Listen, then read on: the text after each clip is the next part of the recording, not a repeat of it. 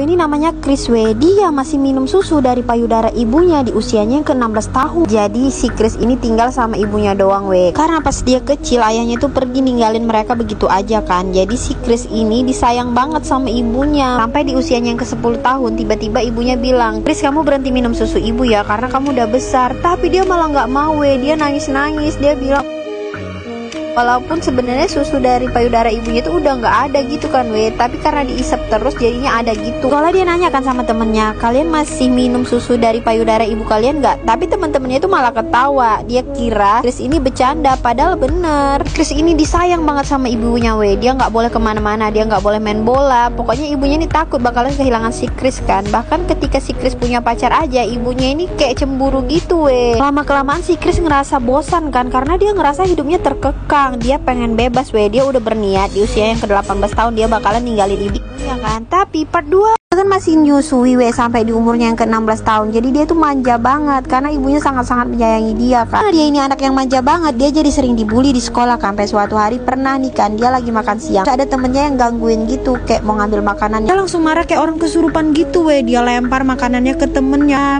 Temennya langsung kayak pada kaget gitu kan. Di situ dia tersadar dan benar-benar malu Dia nggak mau lagi ke sekolah. Pulang dari sekolah dia marah sama ibunya. Dia ngerasa semua ini terjadi karena dia selalu dimanjain sama ibunya kan. Dan akhirnya dia memutuskan untuk pergi meninggalkan ibunya karena dia udah kesel. Mau pergilah dia ini ninggalin ibunya tapi ibunya malah nangis-nangis dan akhirnya jatuh sakit. Situ dia nggak tega kan sama ibunya. Akhirnya dia memutuskan untuk tetap tinggal sama ibunya, merawat ibunya dan mencintai ibunya. Sekarang ibunya malah kayak anak kecil gitu kelakuannya. Makanya dia mutusin untuk ngerawat ibunya sampai akhirnya dia bener-bener dewasa dan ibunya udah nggak apa-apa. Jadi dia baru pergi ninggalin ibunya dan ninggalin rumah itu karena dia juga mau mandiri kan.